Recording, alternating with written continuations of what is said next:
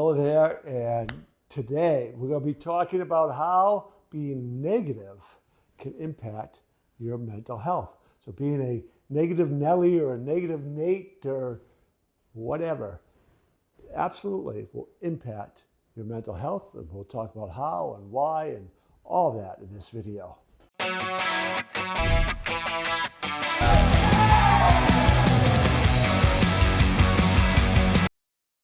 So first we want to be talking about the impact on the brain itself.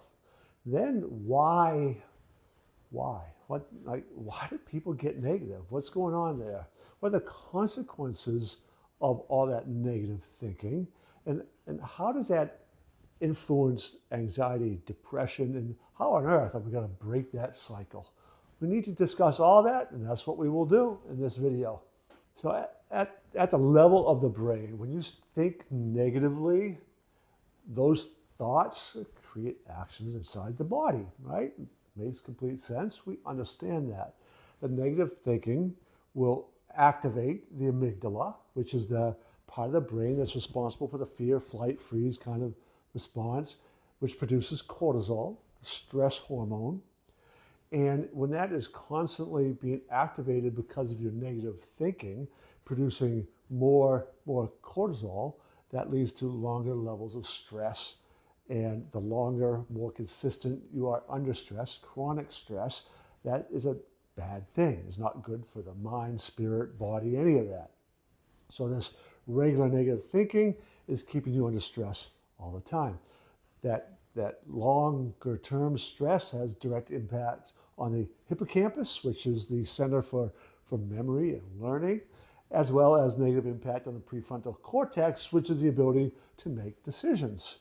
So any way you look at it, the negative thinking, when you're doing that regularly and repeatedly over longer periods of time, it adds to all these mental health problems, as well as issues with learning and memory and all that stuff. So negative thinking is something we definitely want to end and interrupt that pattern.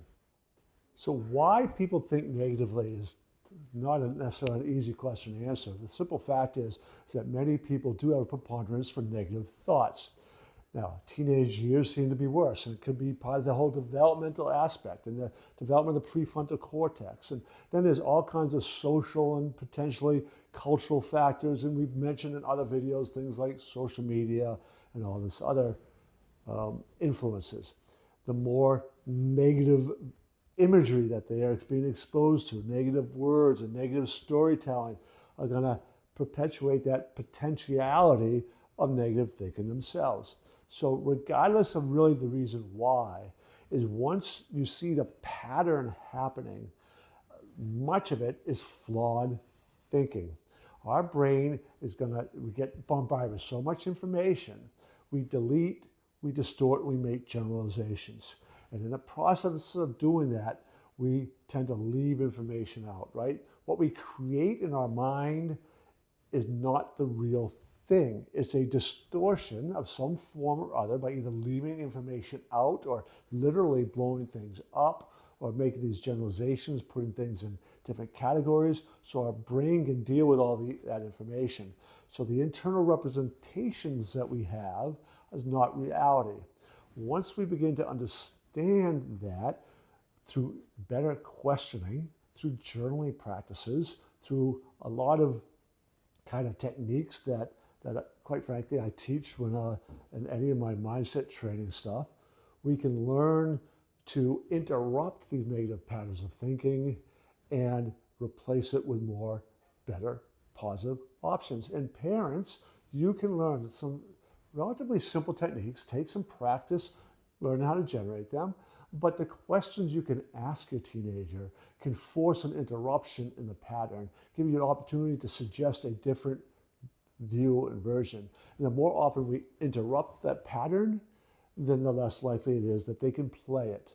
So all of that is an important thing for us to consider in trying to get control of this negative thinking. So let's be clear that negative thinking, as we already alluded to, changes the chemical makeup of your body.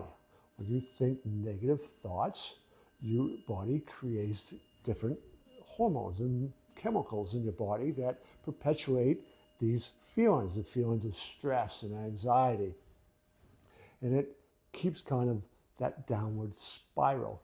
So when you are caught in this trap of negativity, when you are thinking nothing, when you're imagining the worst case scenarios, when you're imagining bad things that will happen, when you then tell yourself bad things are going to happen and you're no good and you can't do this and you're ugly, homely, all these negative things that teenagers often do, more chemical imbalances happen, the more it feeds on itself, and it becomes a cycle, right? It becomes a habit and a pattern that increases the likelihood of being depressed. And think about it logically.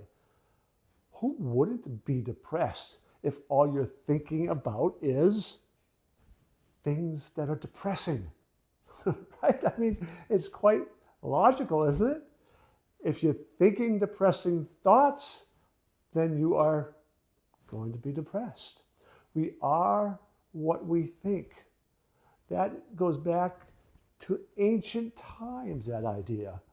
And it is incredibly accurate and true. So if you're thinking negative thoughts, you're far more likely to experience depression, anxiety, hopelessness, worry, etc., etc.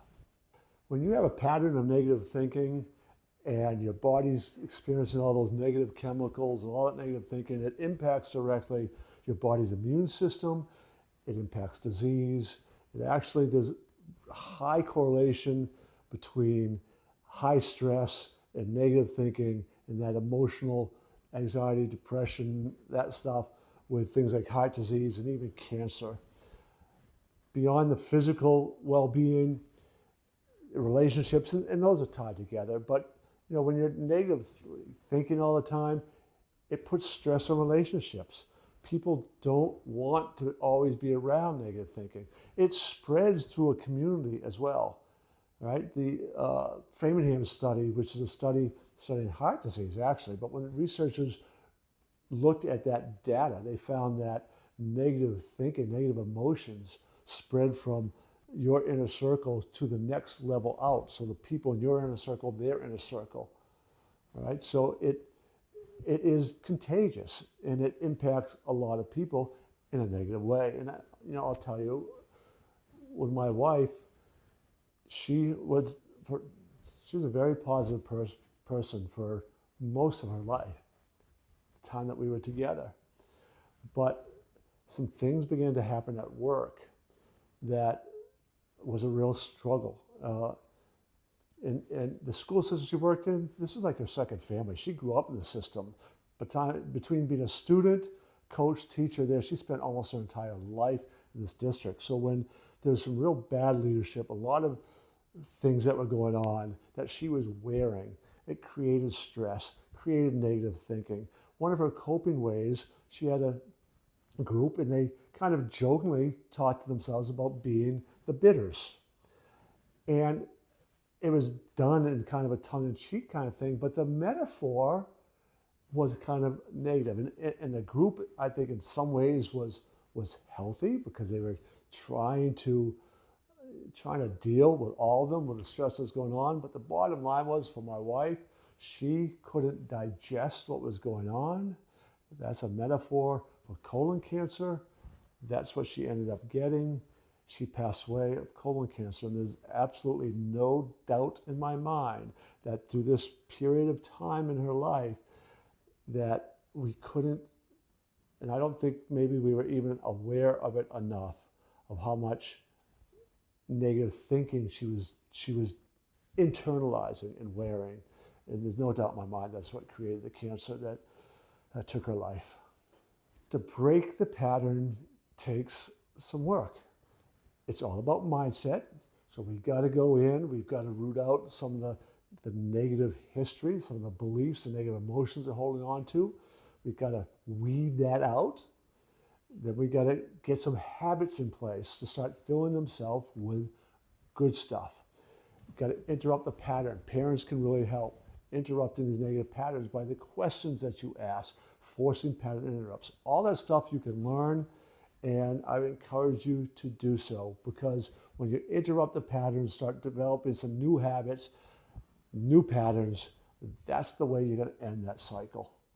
Now, once again, we've come to the end of another video, and I'm putting my plea out there for you to subscribe to my channel so you can have access to everything out there. You get updates when I update new videos and all. And I would really encourage you to also check out the webinar, free webinar, Enhance Your Students' Performance to Next Level Success in the Academics, the Arts, Athletics, and Life. Because in that video or that webinar, you're going to get a little bit more about what I talked about at the very end, with learning how to ask better questions to interrupt negative patterns of thinking. There'll be a little bit more of information on that and there, so check that video, that webinar out today.